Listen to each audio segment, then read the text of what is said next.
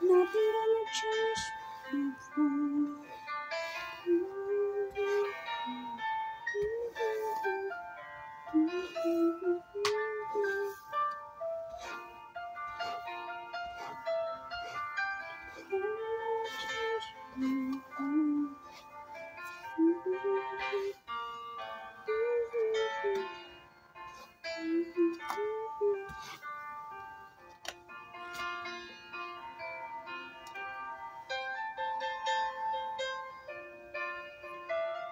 Hi everybody!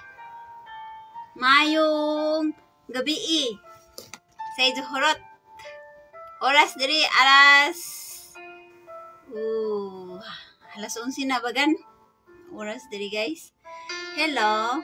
So, kumusta kayo mayong gabi? Hindi po ito live lecture po.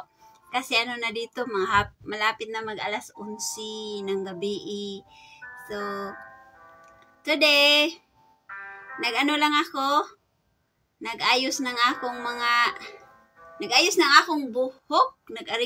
Nag-alaga lang ako today, all day today sa aking buhok guys. So, ang live video na ito ay update po ito about sa aking buhok. So, kahit mga lalaki, pwede rin kayo gamit og niyog. Pwede yan. Para hindi kayo makalbo agad. Para hindi yung mga buhok ninyo mawala agad. Yung maintain pa. Okay. So, sa akong viewers karon si Brother Angelo Sumailo. Hello, Brad. Kumusta? To Brother Wilmar Haranilla. Hello po. Kumusta po kayo? Mayong gabi sa Ijuhurot. Mayong adlaw. Mayong paniudto. Mayong panihapon. Okay? So, bedtime na dito. So, suklay-suklay lang ako sa akong buhok.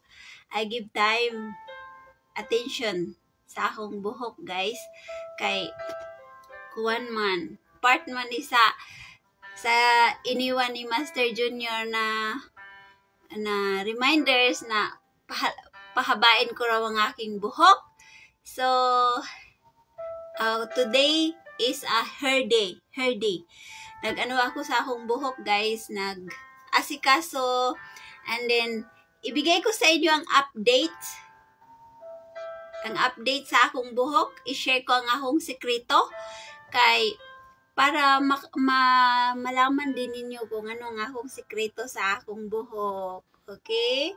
So, hello po, Sister Nining, Nels, Eskrela, hello. Thank you po. Mana ako sa inyo, ma-beautiful. To Ryan La Madrid. Kumusta na po, brother, ang kapatid mo? Hopefully, she's doing fine. Dinadasal ko po siya. So, siguro kailangan talaga ng maraming dasal po. Okay? To Sister Vivian Pariha, hello. To Sister Carlina Apaga, hello. Maayong gabi sa Ijuhurot. Bedtime na dito. So, nusingit sa ako og live video ba kay kanang gusto ko i-share ang akong hair secret sa inyo. Kay kanang alam ko ang mga buhok natin ngayon namumuti, nag-dandruff, nag-itchy-itchy, tapos nag-dry siya, tapos nagnipis-nipis siya. So, i-share ko lang sa inyo ngayon na gabi ang akong hair secret. So, nakita ninyo yung video na akong gipost gali katong naglugit-lugit ako ng niyog. So, yun po talaga, niyog talaga ang akong rescuer dito sa Amerika. Kaya kung manggamit ako ng maraming hair product na mga iba't ibang mga shampoo, mahaghag jud ang akong buhok, guys. Nya, kanang iba ang resulta. So, kaya, mubalik talaga ako sa paggamit ng niyog. So, ang akong sikreto sa niyog, nakita ninyo sa video, gilugit ko yon. And then, nagpabukal ako ng tanglad. Tapos yung tanglad, yung sabaw, yun ang ginamit ko para isabaw sa niyog. So, yung niyog, gi-blender na ako. Pag blender, nilagyan ko ng isang kutsara nga olive oil. And then, squeezean ko ng lemon. Oh, and then, gilagyan ako ng ahos. And then, luya. Kunti lang, luya. Siguro isang globes ng luya. And then, onion. Gilagay ko yun sa blender. Tapos, pag lagay ko sa blender, gikumot-kumot na ko yun sila. And then, gikuha ang tuno. Pagkuha sa tuno, gisala. Pagsala, malinis na. Wala nang mga sapay-sapay. Wala na. So, giluto ko na yun sa kayaha. Sa kaha ba? Nga, kuraw-kuraw. Hangtod nga nahimo siya na coconut oil. And then, pagkatapos yun, kay naluto naman ang coconut oil, nilagyan ko po ng rosemary leaves at cloves. Pero kung wala sa inyo ang rosemary leaves or cloves, okay lang po. Okay lang. Okay na yung luya, ahos, coconut oil, lemon. Okay na yun. Survive na ang buhok mo. And then yung tanglad, okay na yun. So, dito kay mayroon mang rosemary leaves at saka cloves, nilagay ko yun siya kay para jud nga mu kapal ang buhok, guys. So, ang akong style gabi bago ako matulog, hid. Oh, so ang oil talaga, 'di ba, para siyang maano yung buhok mo, parang ma-flat siya pag maraming oil. Sige lamang, kasi pag gabi-gabi, lalagyan mo lang ng ito, ang buhok mo, itali mo lang, tapos overnight soak in. Pwede ra iana nimo ang imong buhok all night. Tapos, itago mo sa ilalim dito sa iyong cap. Then, pagka umaga, i-dry mo sa suga, sa init, i-dry. Pag dry, okay na, ni-dry na imong buhok. And then, pagkagabi, kung ayaw mo pa maligo, lagyan mo na naman. Babad na naman. And then, pagka umaga, next day, kung maligo ka na, it's up to you. Okay na yun. Mag-shampoo ka na, and then mag-conditioner ka na.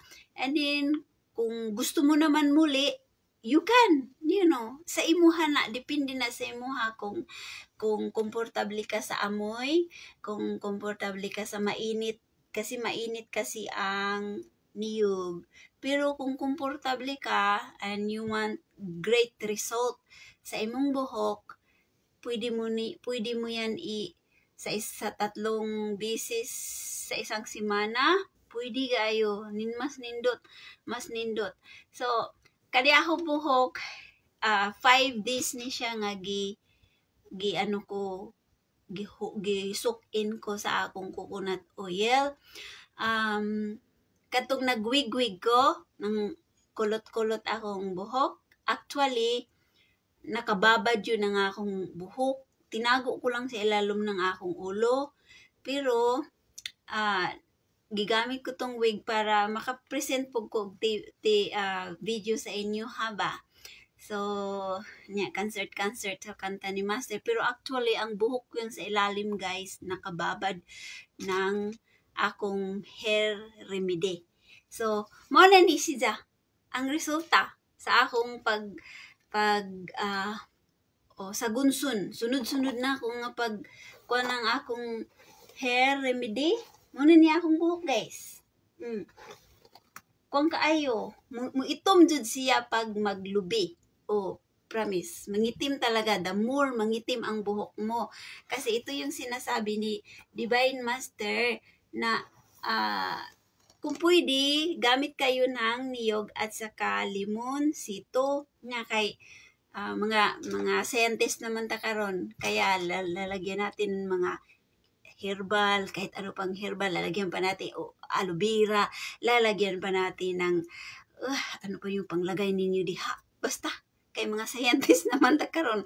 Ako ra na si Zakuan ka ng study ba kay nag-study po sa formula sa mga hair treatment ba. So, nag-study ko niya kay kana may function kaayo na siya kanang akong hair remedy treatment para sa akong buhok. Hindi lang kung sa babae, pwede po na sa mga lalaki. Kay kamo mga lalaki maupaw man mo taod-taod. Unya ang inyong mga badho magsinaw na dayon na siya. So, kung gusto ninyo nga mo stay ang inyong buhok for a while, ma-enjoy ninyo bago tayo mag-aging, so we can do that. We can try the organic hair remedy na yung ginashare ko sa inyo guys. So, ito akong buhok, nagsimula na po ako na mumuti, pero pag maglubi ako, para siyang hinto yung ma-slowly ba, hindi yung madaling maputi. Para siyang slowly mamumuti pero hindi agad-agad. So, ang buhok talaga ay kailangan din ng lablab. Hindi lang natin yung suklayin lang ng isang beses. Ilablab pa rin natin. Kahit yung mga buhok natin ay short lang. O sige lamang kung short lang. Kaya importante, babae tingnan. So, kariyahong buhok kay salamat naman po sa ilang diba kahit daming mga hunhon, magkahaghag na siya, pero magihapoy mabilin. Meron pa rin maiwan sa akong buhok. So, malipayon ako nga mag-share ako sa inyo na akong secret. Hindi man ako magtago ng akong hair secret kay man nato pagtago, di man nato mamatay di man nato na madalas kamatajon. So, mabuti gina nga i-share nato atong mga sekreto ba diri sa Facebook, ngano atong mga sekreto sa buhok kay para pud matulungan ang mga kapwa nako sisters, ang mga ka-brother nako nga malapit na nga upaw. So, it's a very good remedy guys. Kasi ang akong husband kanang iyang buhok na puti-puti naman diri kanang murag kanang magkaanam-anam na og kaibot-ibot na. Simula niyang mugamit siya og kanang rosemary and cloves kay di man siya mugamit og oil, coconut oil. Spray lang iya, gina-spray niya. Nubalik ba ya? Nitubo ang iyang buhok ba? So kaya kanang ako ang coconut oil hair treatment ako na ginalagyan og base rosemary leaves and cloves. Kung gusto ninyo ng cloves, pwede man ka muna maka-order. Mura na siya seeds. Pwede na ka maka-order sa Amazon. Basig na siya sa Shopee. So, pwede man na siya ma-order, guys. So, pwede rin ang update sa akong buhok. Itumpod po ya siya pag magniyog ko. So, mauna na. See? So, I still keep my hair longer kay para naay gihapon tay mga modeling moment na ipakita sa inyo ha, lalo na kay misyonarya man ta. So kailangan na as long as na kaya pang magpahaba, magpahaba. Pero kung hindi na talaga kaya dahil we are aging, our hormone is aging also, so ang ating hair ay pabago-bago na ang mudo. So, okay lang kung short lang. Pero kung makaya pagid natin nga to stay longer our hair, we can do it, guys. We can do it. So, iyon ang akong sa inyo ha. Actually, hindi man ako nag-iinom ng vitamins. Hindi ako hilig mag-inom-inom ng mga vitamins. No? Hindi ako hilig yan. Yung kinakain ko lang talaga, yun lang ang akong vitamins. Hindi rin ako mahilig mag-inom ng gatas, no? Kaya kung mag-inom ako ng gatas, magsikip ako liog. So, wala yung sabihin, kailangan mag-inom ng calcium, kaya para sa buhok. No, wala. Hindi ako nag-iinom ng mga multivitamins or mga calcium. Wala, kung ano lang kinakain ko, yun lang guys. No more extended nga mukaon pa ako og mga special na mga para sa buhok, para sa kuko, para sa skin, no? Kung ano yung kinain ko, yun lang. Isda, gulay. Oh, mga gulay-gulay. Oh, ay gulay-gulay. Kusog kay kumukha og gulay. Oh, pati kanang kuwan. Kanang isda. Kusog kay kumukha og isda. Oh, kada ra jud. So, there is no specific medicine or vitamins for the hair, no. Kung ano yung kinain ko, yun na yun ang vitamins ko, guys. Oh. So, and then at the same time, ang buhok ko ay inano ko talaga ng niyog. So, magniyog kayo. Okay lang kung sawayon mo sabing tiguang ng mga baho, baho. Manimahom po talaga ang niyog po. Pero, sige lang, tiison lang na to. Ang nakanindot lang sa ako diri sa Amerika, kaya kung magamit kong niyog, hindi man good alam ng husband ko kung ano yung amoy ng niyog. Kaya, wala siyang reklamo kahit 2 araw. Hindi ako maliligo. Magbabad lang talaga ako ng buhok ko. Wala siyang reklamo. Hindi rin ako makarinig na, amoy man ka niyog. No, hindi rin ako makarinig. Kasi hindi man niya alam kung ano ang amoy ng niyog. Mabango daw, mabango, sabi niya. O di, kumbati ka dyan ko diri og kinugkod og niyog. So, yun. Magniyog-niyog tanin niyo, guys. Kay, alam niyo sa guidance series, gi-explain ni Lolo ang ano ng niyog. Ang niyog lahat daw ng sakit ay matulungan. Sabi ni Lolo, matulungan daw lahat ng sakit. So, how much more na sa ating mga buhok? Kasi yung maghaghag, magdandrap, magnipis, sakit man na sa ating buhok. Sakit yan. So, it's true.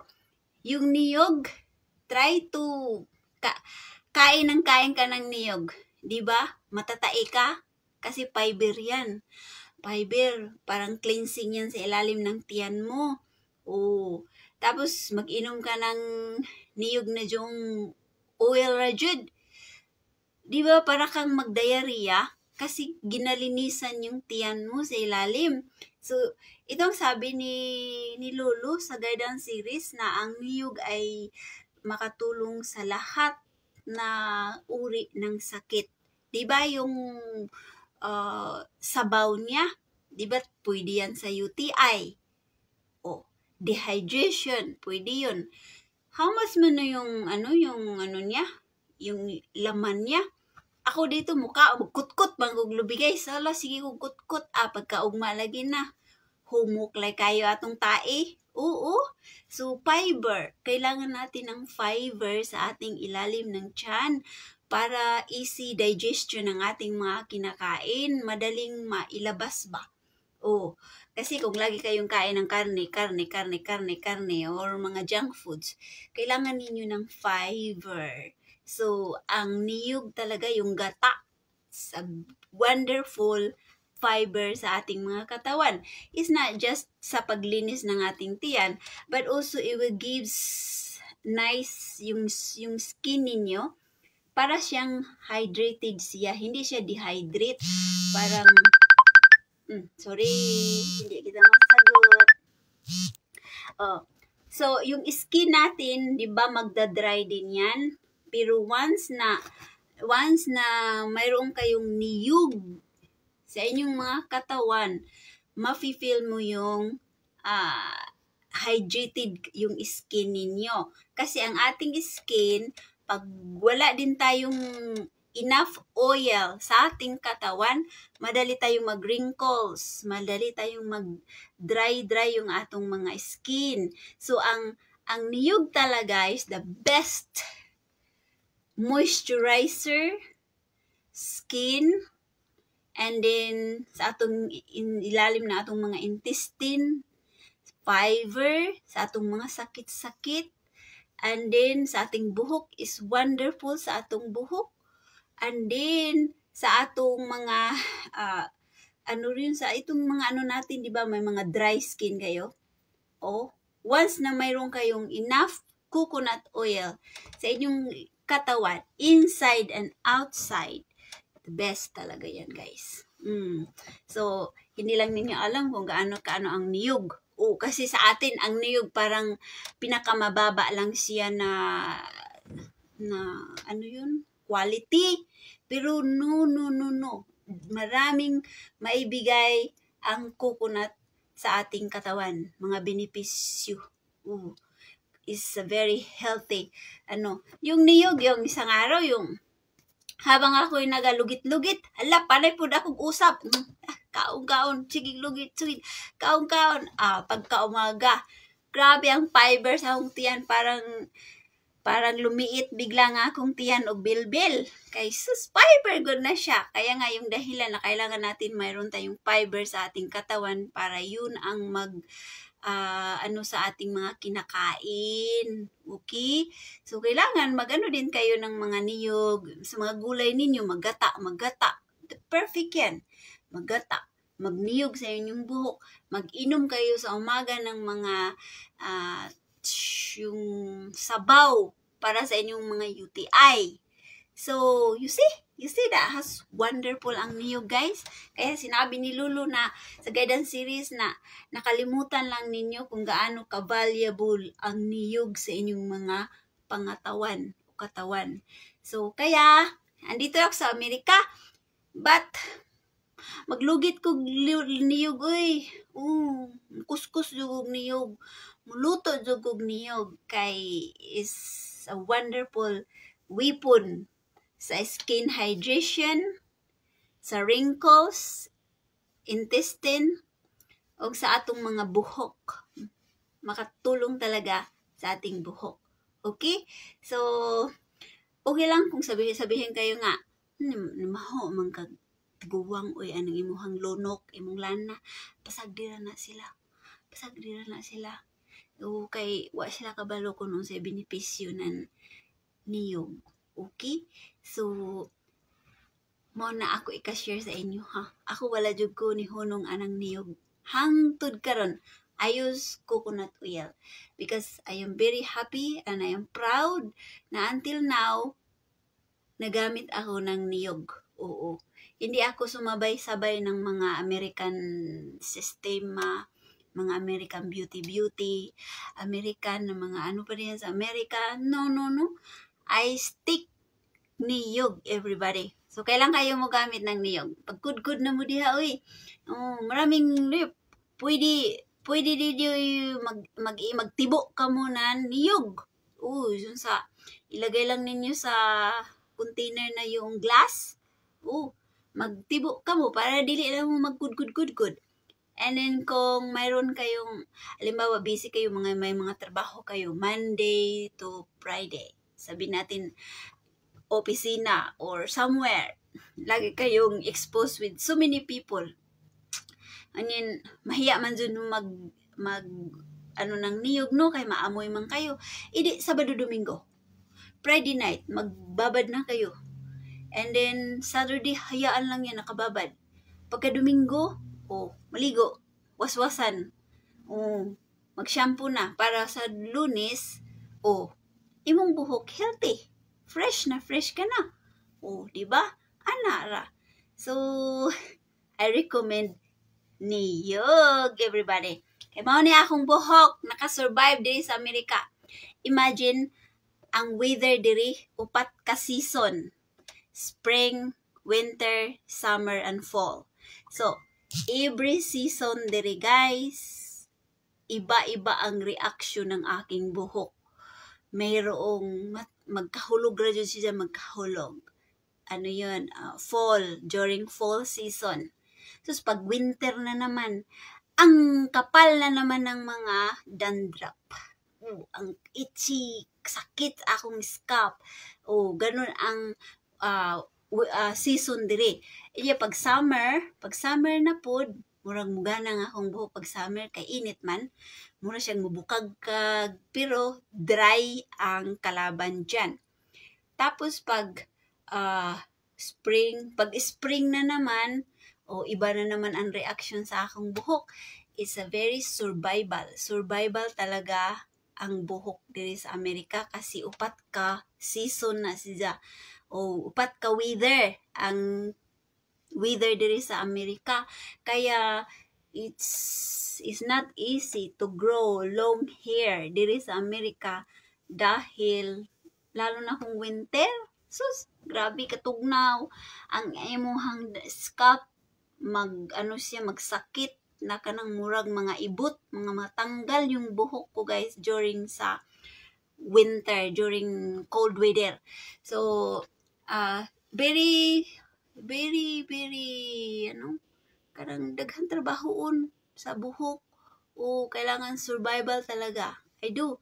Misungsung ra ko sa akong buhok diri kay kung di ko musungsung sa mga weather diri, wala na ko'y buhok ron. Short na kay ko. Pero kay I've tried to find a way na makasurvive ang aking buhok sa weather dire. So, hanggang ngayon, nandito pa ang akong buhok. See? So, this is my hair. Tung isang araw, nag-hairwig lang ako ato ng kulot. So, wig lang yun, guys. Pero sa ilalim ng wig ay ang aking mahabang buhok na nakababad ng niyog. Oh, so, mabuti po yung iba po datong dagway para ma-enjoy po mo. Okay? Murag sige na po ko aning pahabag buhok. Grabe. Huli ra karajaw tanawon. Okay?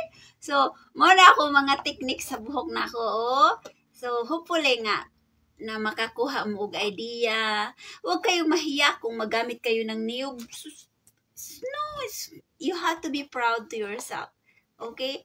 Kaya kung isipin natin, tayo lang Pilipino ang alam kung ano yung niyog. Okay? So, sa inyong mga diets, idagdag din ninyo ang niyog. Magata mo og lubi. O magata mo og mga gulay, kamunggay, kuyubasa. Oh, gata. Kasi that's a very good source of fiber, everybody. Okay? So, and then at the same time, matagal din kayo magka-wrinkle-wrinkle. Matagal kayong mag-kunot-kunot yung mga skin. Kasi kung, again, ang ating skin kung dry, madaling mag-wrinkles, magkunot-kunot. Okay? So, maganda talaga ang niyog din. Iihid-hid po na. Nang hid-hid, mangani ko diri, Sus, wala yung problema sa ako. So, makauli lang kong Pilipinas, sus, magkagudyog og daghang niyog, magtibo ko og oil, maglanag yung kog halak ko to sa mahimo maglana di parang naihid-hid sa buhok. Oh, di ba? Okay. So mao to ang akong beauty techniques or tips na para i-share sa inyo karong gabi una. O daghang guys salamat. Baka sunod adlaw mag-live video na po tayo sa guidance series. So karon hair ra ni akong gi-share sa inyo ha na mao niya nga akong buhok. O kanina nag-post ako na nako buhok 4 years ago. Kani akong gisuot tong 4 years ago pa. Nya karon gibalik na po nako. Okay, panggabi tulog naman pug ko. So wala ra ko ang karon, wala ra ko magputi karon kay dili man ni kong lecture. Hair ra man ni. Buhok ra man ni. So ang akong buhok guys, medyo taas na gajud si Japod. Yan na. Gitrim gani ni sa akong bana tung niaging adlaw.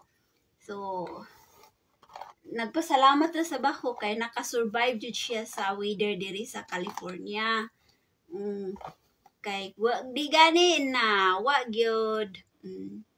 So, sa Pilipinas, ako lang ni siya ginapangko yung giban or taguon ako kay kanang ambot po sa Pilipinas.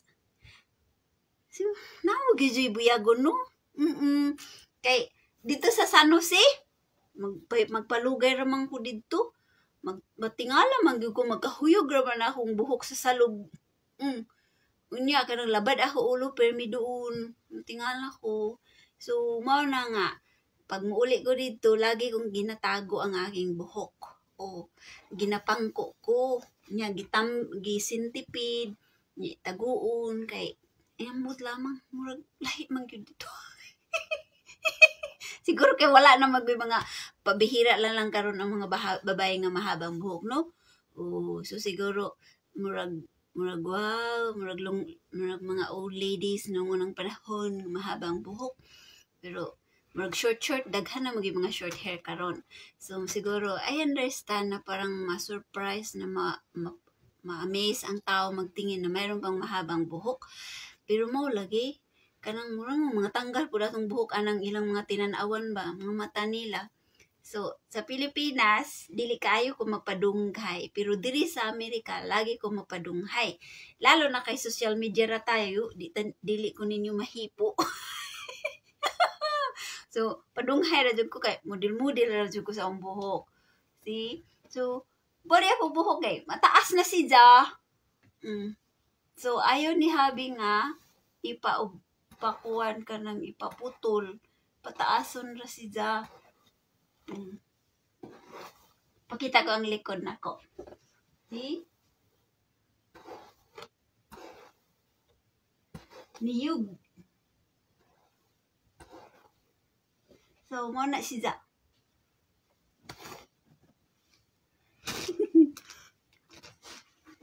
So, pasalamat rapod ko kay akong bana, supportive kayo sa akong buhok. Actually, siya man ang nag-suggest. Ani kay itong pumasok ako dito sa California 2002. Dito lang ang aking buhok, guys. And then sabi niya, how about kung pahabaon mo imong buhok? Yung patuhod. Kahit nga si Sir Vinglin pagpunta dito, sabi niya, I remember yung buhok mo noon, di ba? Ano na yun? Yung nasa, nandun na doon sa tuhod daw, yung malapit na yung sa, dito ba sa paa ko ba? Sa tuhod na gid. And ko nga, na ano man good sir, morning, nimubo na akong buhok kay, kanang, pag uli na ako sa Pilipinas, sintipid ko nga akong buhok, and then, pag sintipid na ako, nagtulong-tulong ako paghangbas, pagputol ng mga kahoy, ng mga sagbot, mga bermuda, nagtulong-tulong ako pag guna-guna ba. Sus, hindi ko na malaya, nasali pala yung buhok ko pag hangbas. Kay naka-braid man ni siya, braided, dalawa. Sus, pag anak na ako ng pagtigbas na ako ba ng mga sagbot, sus, nasali man po nasali man po ni ka, naputol. Nubalik ko diri sa Amerika, ganito na nga akong buhok. Mahaba diri. Yan ang akong buhok. Yan, kimpang. So, ang ginawa ko, giputol ko na lang. So, na-short na jud siya, guys. So, yung time na natigbas ang akong buhok, nasali siya pagtigbas, paghangbas, grabe yun na akong hilak. Parang naramdaman ko na natanggalan ako og gahom-gahom. parang natanggalan na nga. Ambot, wa ko kasabot. Nga kanang mura jud kanang nilagpot. Wa ko kasabot. Murag energy ba nga pag tigbas na nga akong buhok. Mura siya og kanang energy ba nga ni-apil po og lipad. Sus, grabe yun na akong hilak gyud kay kung sao naman ni kay kanang nga akong buhok na nakimpang naman nya kadto nga adlaw guys na natigbas ang akong buhok at the same times nabangga po ang among motor na akong gisakyan sa akong manghod kaming duha mura mo to ko gabaan adto ng mga panahon nakuha mi ba na disgrasya mi ang motor nilupad dito sa kilid sa tulay. Sunog lagi akong paa o ni ang akong buhok na po nagkakuhan ko ng akong buhok ba. Nagkabira-bira lagi sa kilid ng karsada sa tulay. Sus, nakaingon ko nga sa man to. Mura man ko ani gigaba-gabaan. Susugod ato guys. Wala na ako ko na kay ganito manggod. Nakaingon jud ko gaba ato kay pag abot na ako sa Manila, gipariban manggod na ako akong buhok. Gipariban na ako. Sus, grabe gazud ka straight gazud na. Sus, pag abot sa Siargao, kay nagtulong-tulong man ako pag hangbas, di naasali, pag hangbas ang akong buhok. Pag sakay pag yun sa motor, nangabangga pag yun mi, di nakaingon ko nga siguro nilang akong buhok abusalhan. Kasi kanang riban okay man ang riban, pero that was my first time na tagriba na nga akong buhok ba. So, kanang, kung ayaw siguro pa ipagalaw ba, kanang, siguro gusto lang siguro natural ang akong buhok, dili kay kanang akong baguhon ba, na maudto siya, sugod ato, 2013, hindi na ako nagpariban. Hanggang ngayon, never. Isang beses lang ako nagpariban, guys. So, simula yun, ko hindi na ako magpariban sa akong buhok kay basig maputol na po ni ngaway oras, basig madisgrasya na po ko ngaway oras ani. So, wala na gyud ko magpariban. So, kani akong buhok original ini everybody. Hindi ito kong hair wig. Original ito. Ito. hindi to break. Yung kulot-kulot ko isang araw, hair wig yun ang akong dalaga, ginabigay sa ako. So, nagsimula na rin ako nagputi-puti. Nandiyan na, nagsimula na ako puti-puti. Pero hindi ko naman yan mapigilan dahil 44 na ako. So, of course, that's on the way na. Nga maputi na dyan ang akong buhok. So, I've been thinking, sabi ko, ano kayang mukha ko no? Kung puro na puti nga akong buhok, siguro mura ko ani og white lady na. Mahabang buhok puti. Niya magputi pag yung damit. Mura dyan ani white lady na. Pero sige lang, whatever it is, we will accept it. You know, as long as that we still breathing, we still